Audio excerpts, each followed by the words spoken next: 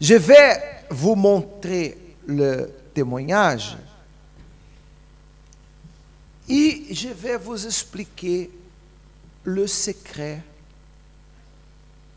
pour que vous ayez une expérience avec le Saint-Esprit.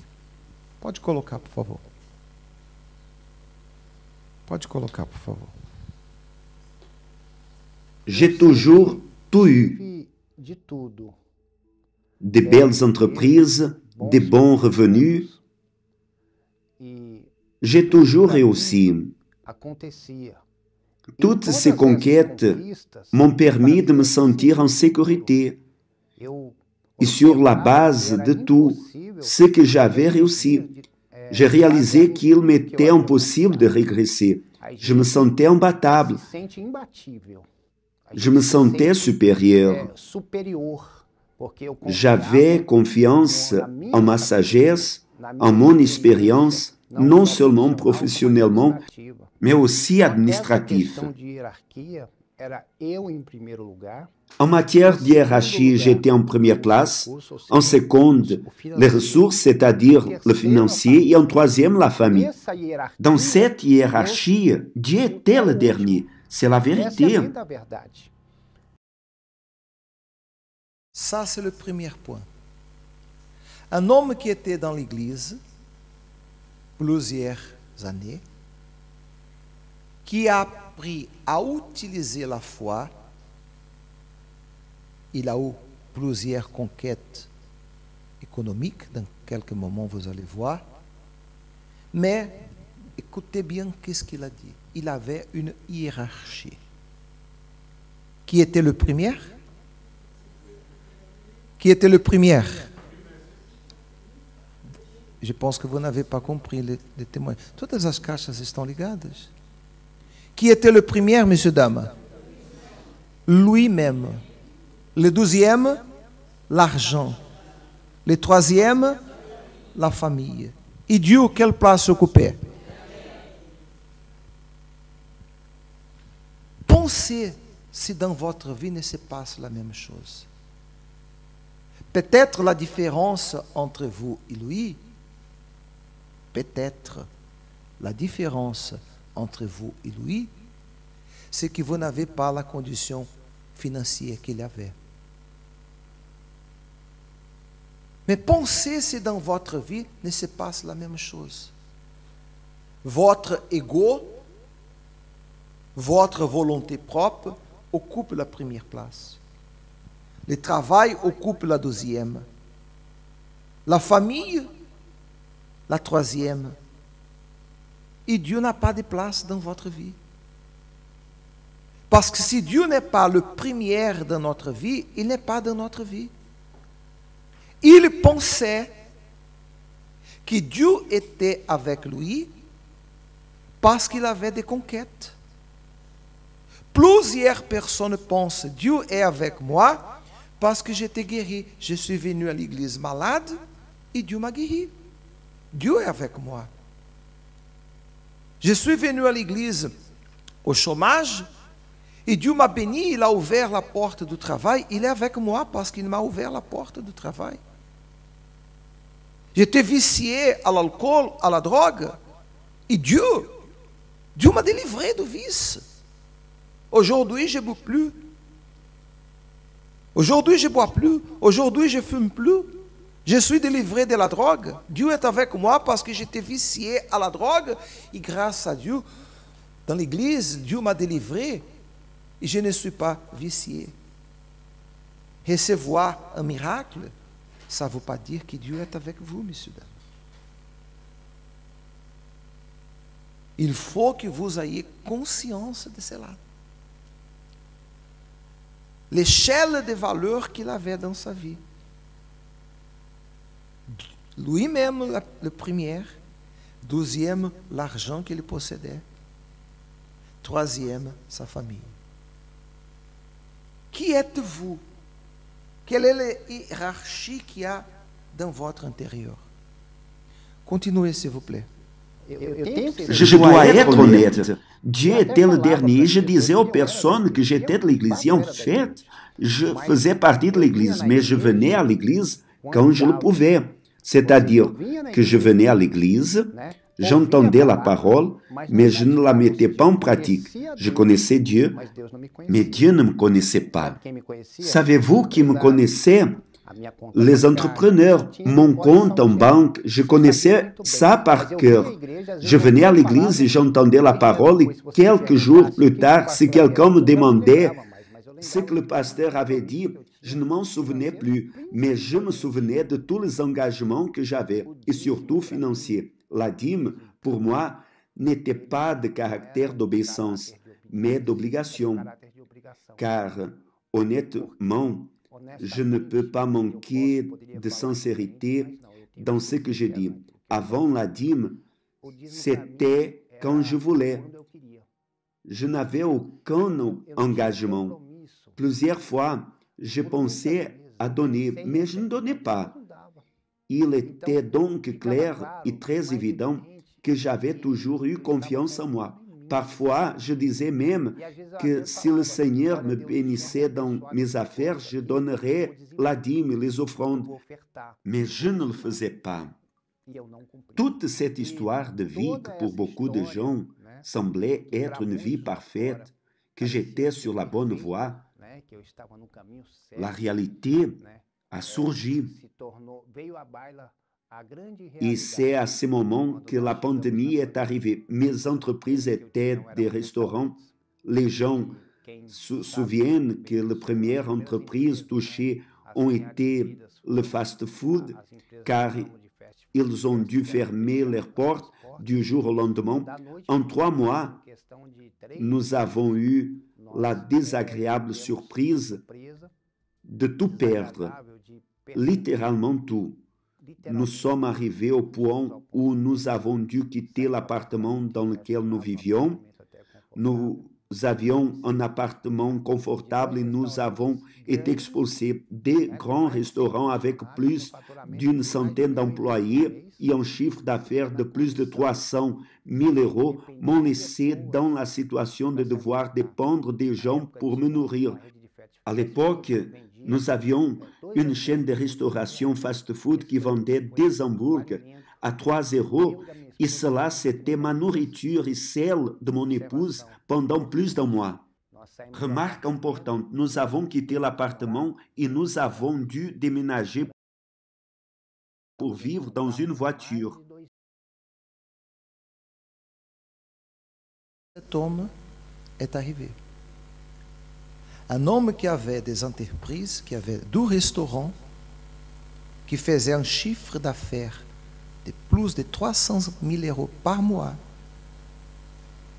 avait une centaine d'employés. En combien de temps il a tout perdu? Combien? 3 mois. Au point d'aller vivre dans cette voiture-là. Pourquoi? Pourquoi, messieurs, dames? Non, pensez s'il vous plaît, messieurs, dames, et répondez-moi. Pourquoi? À cause de la pandémie. Oui ou non? Non. Le problème, ce n'était pas la pandémie. On a eu des gens qui ont donné témoignage que dans la pandémie, elle a multiplié ses chiffres d'affaires. Le problème est que Dieu ne faisait pas partie de sa vie. Vous avez entendu ce qu'il a dit. Il venait à l'église, il allait à l'église quand il voulait. Il écoutait la parole, mais il ne pratiquait pas. Il écoutait le pasteur prêcher. Quelques jours après, il ne se souvenait pas. Quand il avait une affaire, une bonne affaire pour gagner de l'argent, ah, Dieu bénis-moi et je vais te donner la dîme. Bénis-moi et je vais te donner une offrande. Il a appris à faire des affaires avec Dieu. C'est ça qu'il a appris à faire. Il utilisait Dieu pour résoudre ses problèmes.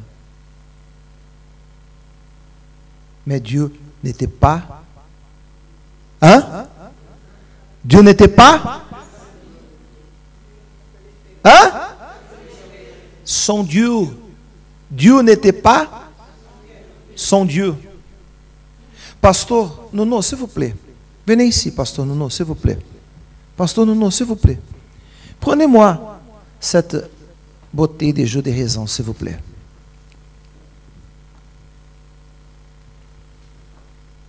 Merci. Regardez ici, monsieur, dame. S'il y a quelqu'un en train de dormir, à votre côté, dites comme ça, réveille-toi. Pasteur Nuno, s'il vous plaît, placez-la sur le piano, cette bouteille. Pasteur Nuno, s'il vous plaît, prenez-moi une sac qui est là derrière. Vite, vite, pasteur, bien vite.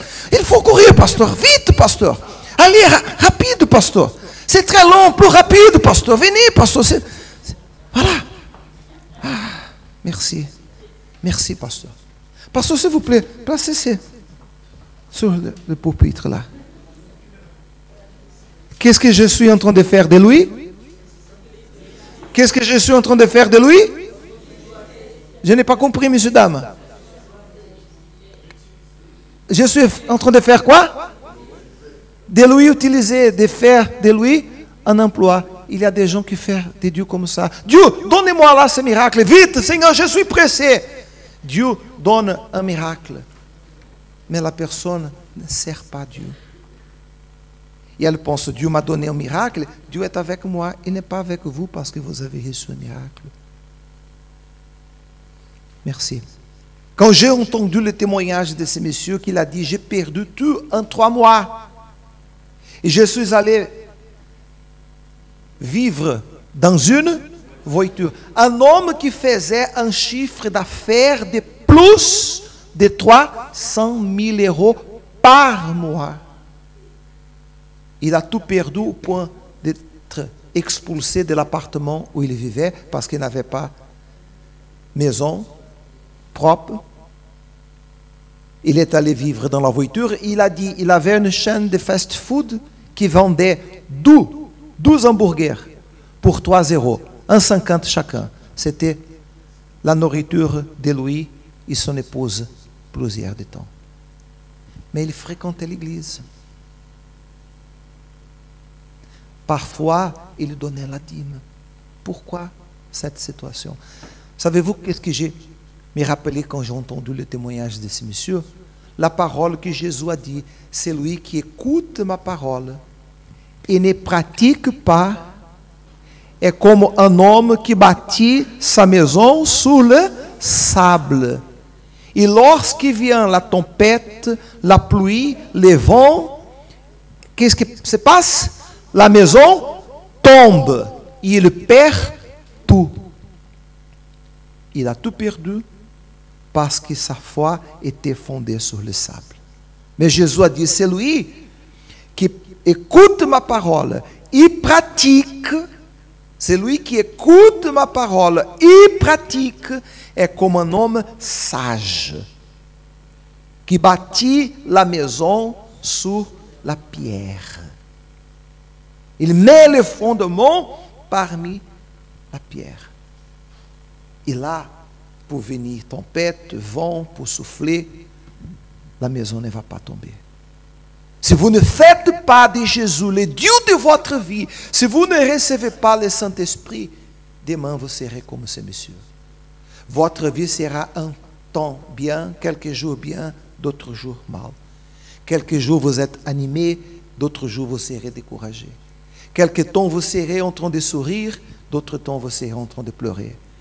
Un jour vous allez avancer, autre jour vous allez tout reculer. Votre vie sera toujours comme ça. Jusqu'à quand? Jusqu'au jour que vous décidez mettre Jésus à la première place, comme lui. Maintenant vous allez voir la décision qu'il a prise.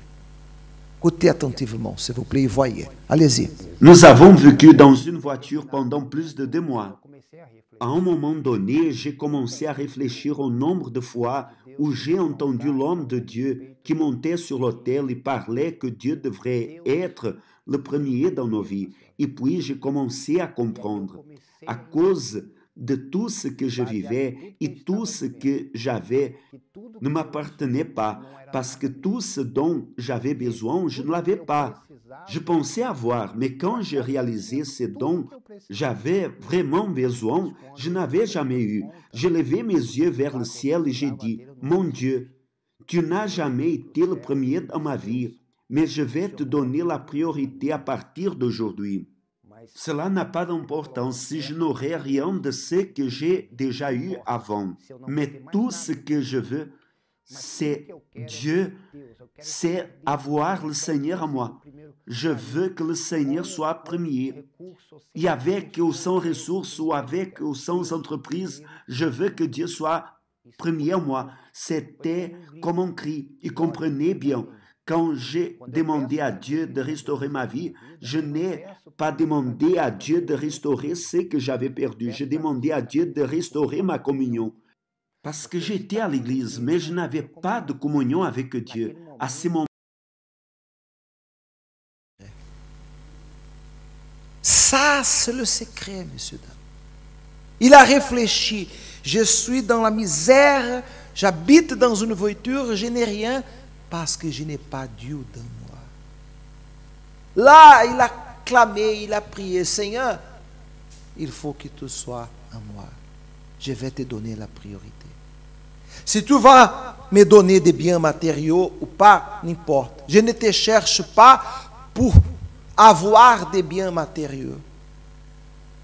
Je veux restaurer ma communion. Quelle est la raison pour laquelle vous êtes ici?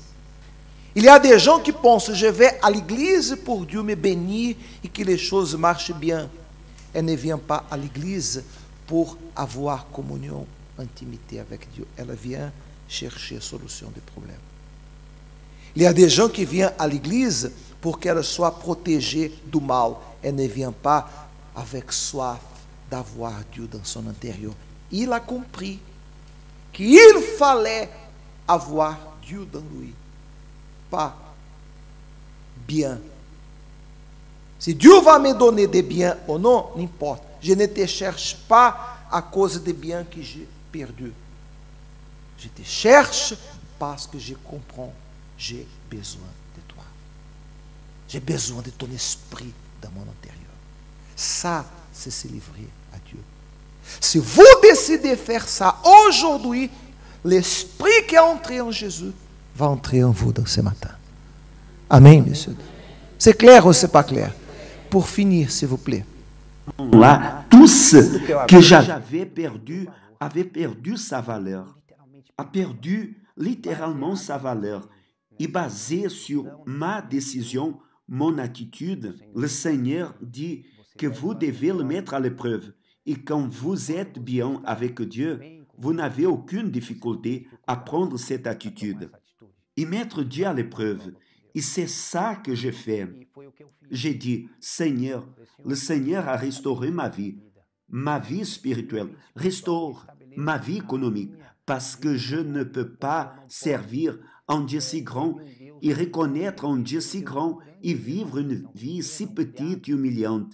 Je me souviens bien de cette épreuve quand les portes de l'église se sont ouvertes et nous avons commencé à porter des masques et je n'avais toujours pas de ressources. Donc, le peu que j'ai reçu, je l'ai apporté en premier à l'hôtel. Je l'ai apporté comme prémisse. Et après cette épreuve avec Dieu, les prémices, les choses ont commencé à changer. À ce moment-là, Dieu m'a donné une direction. Pendant cette période de pandémie, j'ai reçu un appel de l'Europe et je suis allé. J'ai été invité à créer une entreprise et j'ai assumé cette responsabilité. Avant, je vivais dans une voiture. Aujourd'hui, nous avons des appartements dans le quartier le plus noble de São Paulo. Rien que dans le bâtiment que nous avons à Botantão, nous avons 24 appartements. Puis sont arrivés les avions privés, les voitures emportées, de nombreuses réalisations. Grâce à quoi? En mettant Dieu à la première place dans nos vies. J'ai appris une leçon simple et pratique. La Bible dit, mettez-moi de la sorte à l'épreuve, et vous verrez si je n'ouvre pas pour vous les écluses des cieux. Alors, dans toutes les difficultés que j'ai eues et que j'ai encore, je me tourne vers la parole parce que la parole de Dieu est claire et objective. Mettez-moi à l'épreuve. Alors, aujourd'hui, j'ai découvert la clé pour surmonter les difficultés. C'est cela, c'est faire une preuve avec Dieu. Vous mettez Dieu comme prémisse de votre vie et la parole s'accomplira.